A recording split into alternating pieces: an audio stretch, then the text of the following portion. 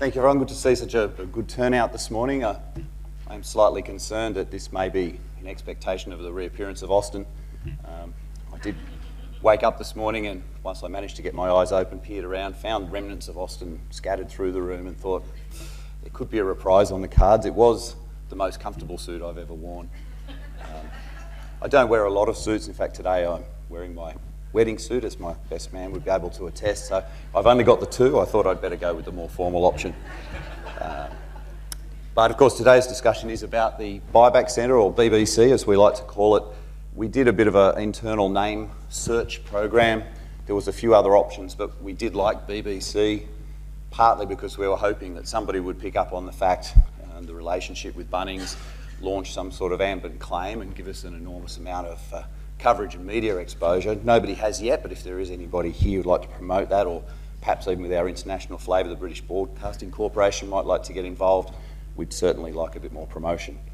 The serious matter today that I'd like to discuss, though, is something that faces a lot of multi-purpose service providers with large sites and with a lot of different operations, and that's whether to run them as an in-source operation or use them as an outsource operation, and the implications of those decision-making on how those processes work. A little bit of background about who we are. Kimbriki is quite an old and well-established operation. Began in 1974 as a landfill. It was council-owned and operated for quite a long period of time, and for quite a long period of time was basically just a dumping ground for quite a range of different materials. There was a big change of impetus in the mid-80s, a very substantial change in the Northern Beaches, opening the Bilgola Bends, which opened up a whole new part of the Northern Beaches for development, right way up to the iconic Palm Beach. I'm sure all the home and away fans around the place will be familiar. The impact on Kimbriki was a little bit more mundane. We received a couple of 100,000 tonnes per annum of construction material, mainly venom and clean soil excavation material during that period of time. And all of a sudden, our landfill life started looking a little bit short.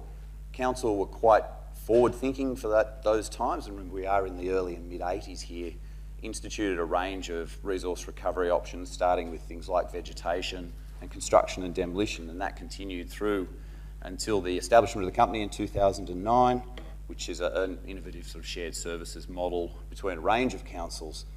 The shared services aspect did slightly reduce when 3 of the 4 councils became one in the recent round of amalgamations. We have quite a range of services provided by ourselves and quite a range by outsourced contractors, and one of the things we tend to do is review ourselves and have a look at those arrangements and try and work out, is that really the best fit for the outcomes we're trying to promote? We tend to like to insource things where there's a customer service or a customer engagement aspect. So our weighbridge operations, account management, marketing, site compliance, and of course the contract management of all of the outsourced arrangements are things that we always like to keep involvement on. Traditionally, the Buyback Centre was something that was an outsourced operation, and when we undertook a review, we determined that we'd probably go in a different direction. So early on, the Buyback Centre's life started as a timber yard. It began in the late 90s, or mid-90s, and as the name would suggest, predominantly sold timber and a lot of building materials. The layout was relatively crude, the infrastructure was relatively limited, and we had a number of constraints. These constraints were the amount of material being recovered by our staff, the fact that the staff actually doing the marketing and the sales and the promotions were provided by a plant operator. We had no connectivity. The site itself was probably less than entirely attractive. We didn't garner a lot of interest. Now, I'd like to say that we had a fantastic graffiti artist come on board and provide us with some branding and a bit of signage on the side of the shipping container, but unfortunately the reality is that it was a fairly rough and rudimentary operation.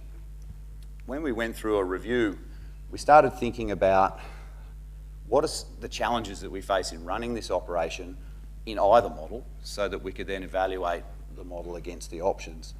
One of the things that's particularly difficult for us, and where we're quite different from most recovery shops or reuse shops, is all of the activities encompassed by the Buyback Centre are actually trapped within our licensed area.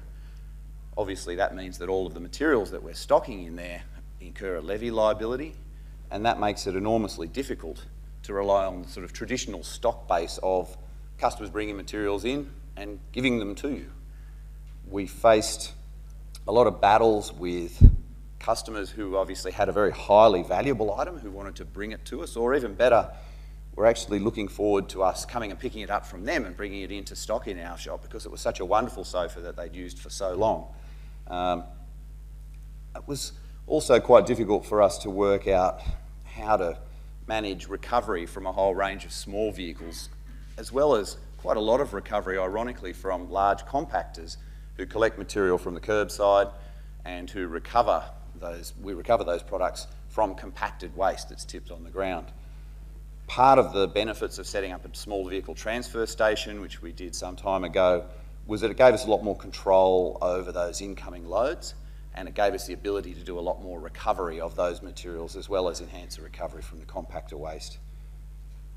Back to that issue around the not being allowed to drop off, whilst it represented a barrier and it actually was a source of some discussion with customers, it was also an opportunity, and it was a slightly odd opportunity because it enabled us to have a conversation with the customers about hierarchy and the fact that charities love people dropping off valuable items for resale, and there are a range of charities that will collect, or there are a range in our Northern Beaches area that have very well equipped yards where you can drive in, it's assessed, people help you, and we are not that market. We don't want to be those people. We want to be the people that say this stuff's literally end of life. It's gone into a bin, it's been chucked out on the curb, it's been in the garage, it's in a trailer, and then it comes to us. And that's actually a market differentiation and an opportunity for us to have a conversation with those frustrated customers that wanted to come and drop off about some of the alternatives that they may not have considered.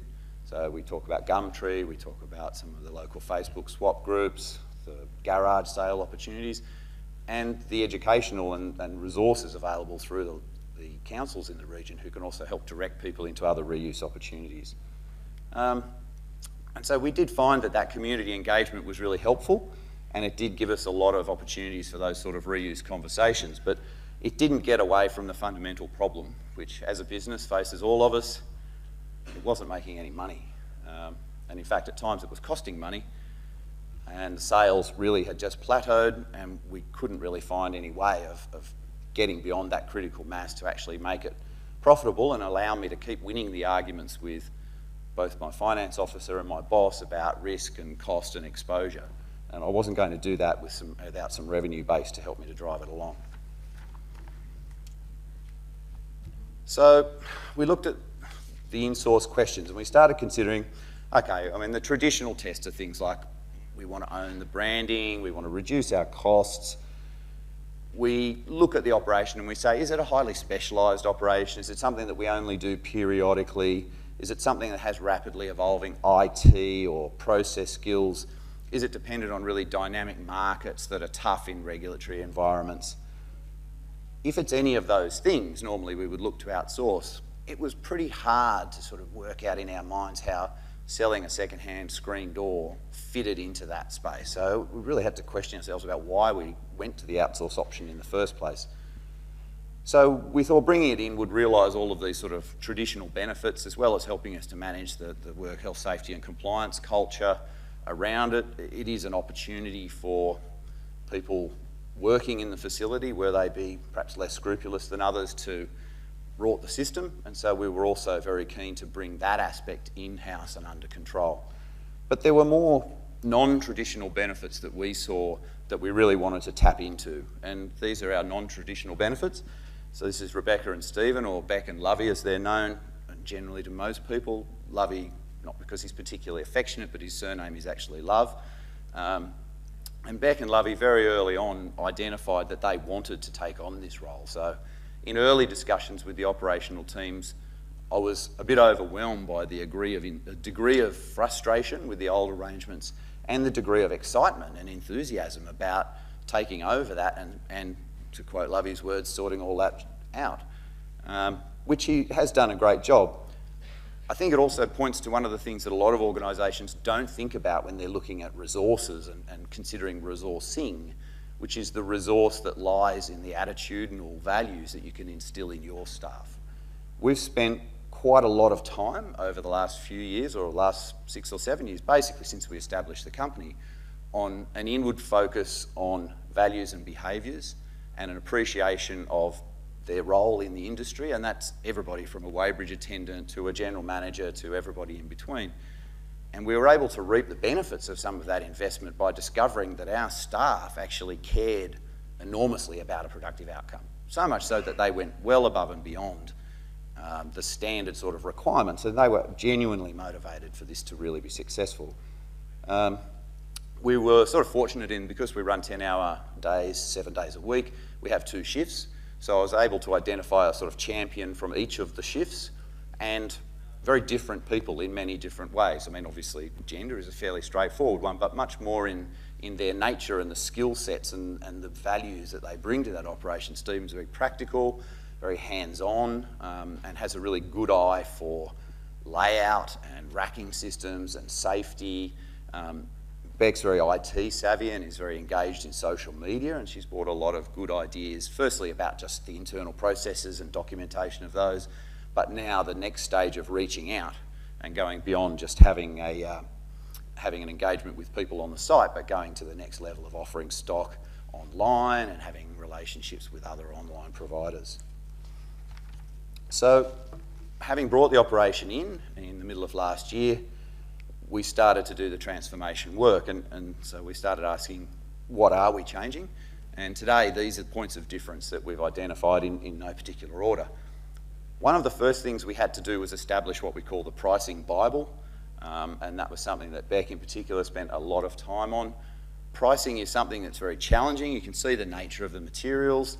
It's not like you just grab your barcode and clip the barcode onto the various products. There is a degree of subjectivity. And in particular, when customers start bulking up and buying a whole range of different things, like a couple of those and 5 of those, and how much is that? And they just want to know a number. There have been some issues in the past, particularly with the labour hire staff, or they were actually not a labour hire, it was actually an earth-moving contractor who provided labour, where different operators had entirely different approaches to pricing, to the extent where very early on in taking over the operations of this, whilst it was outsourced, I was having conversations with customers who went, well, look, I don't come in on Tuesdays because that's Marco. I come in on Wednesdays because Dave's much cheaper. Everybody knows that, and we'd look at our sales. Well, hang on a minute. There's quite a stark difference based on the shifting. So putting a consistent pricing guide in, something that was easily understandable. It features a lot of pictures. It has a lot of square brackets. It's not, this is $10. It's, oh, you know, a rusty one's around there and up to here. But at least it gives us a document and a sort of source of truth about pricing.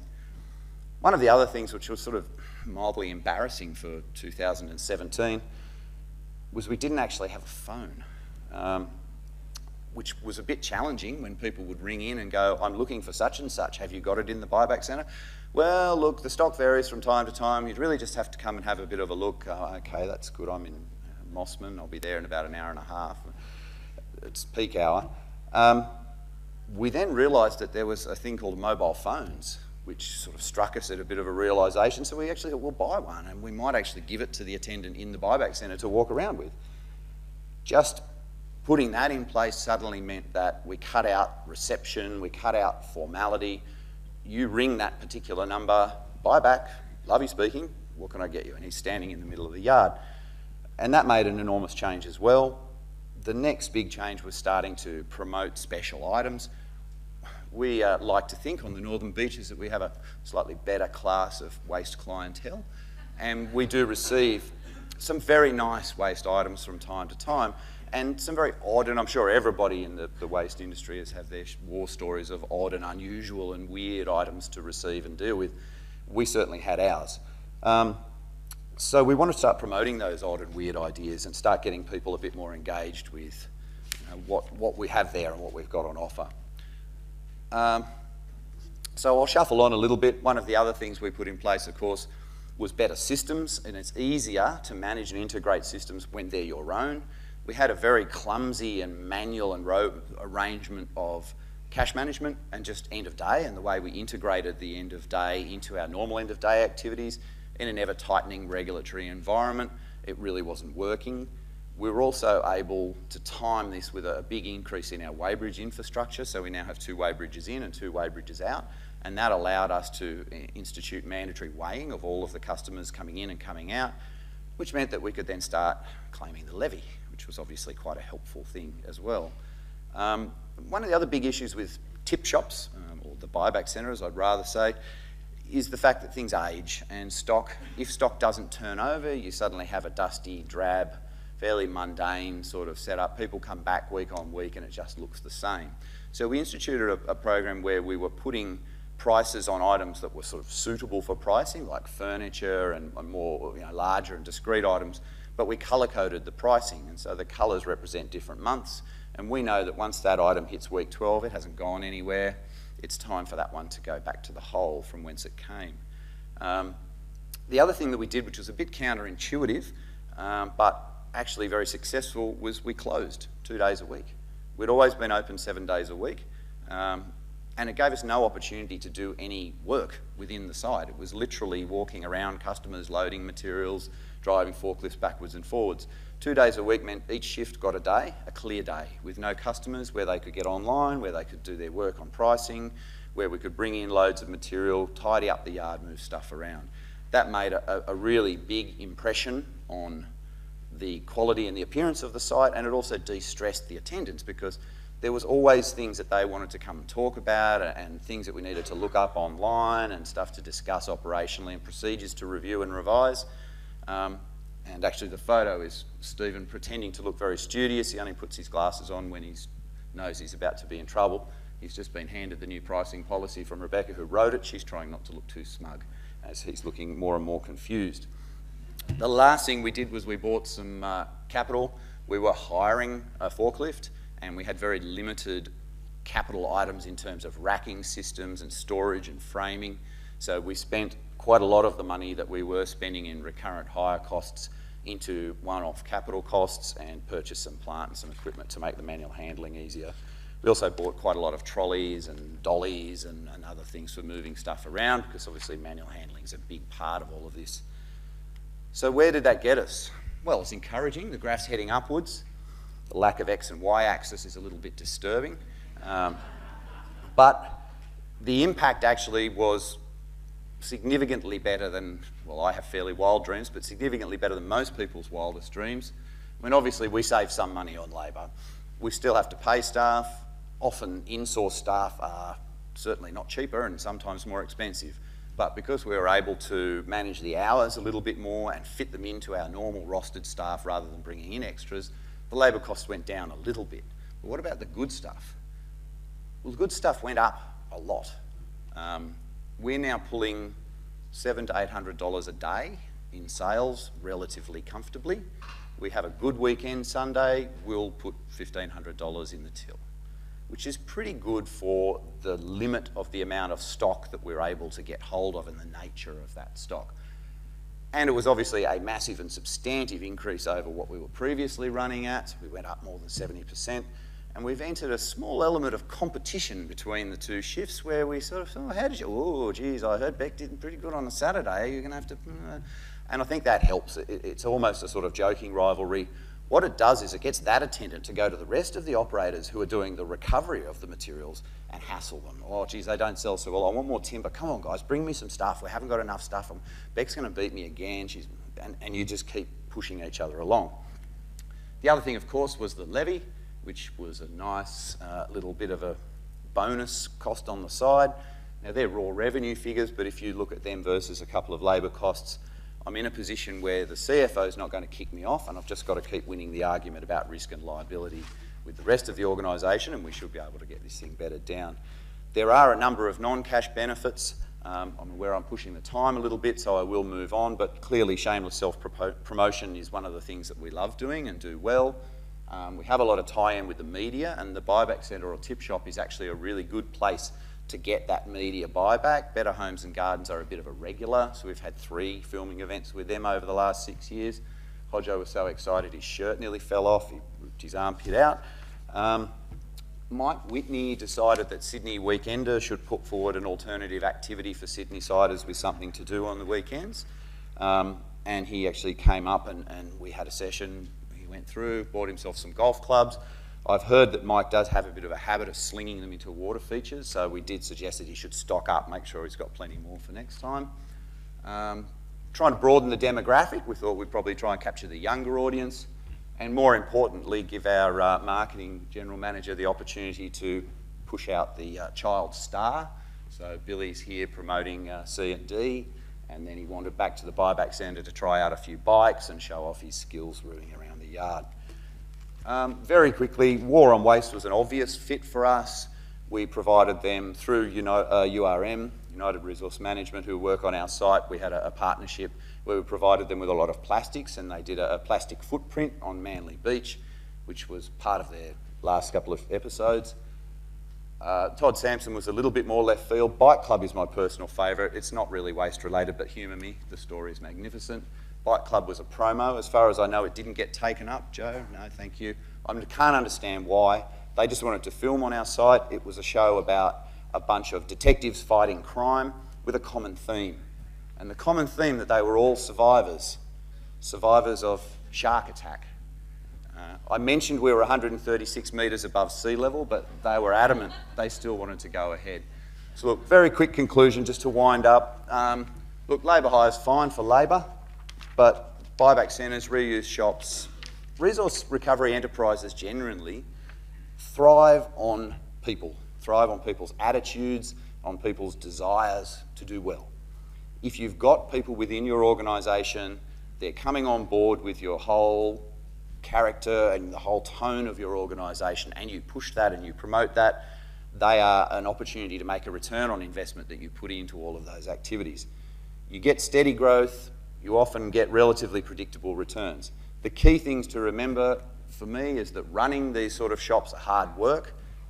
Customers are tough, you need to be really dedicated. The returns are not like hooking a couple of 100,000 tonnes of C&D material at a nice margin, but they are a really nice and a useful part of your organisation and a very good promotional tool.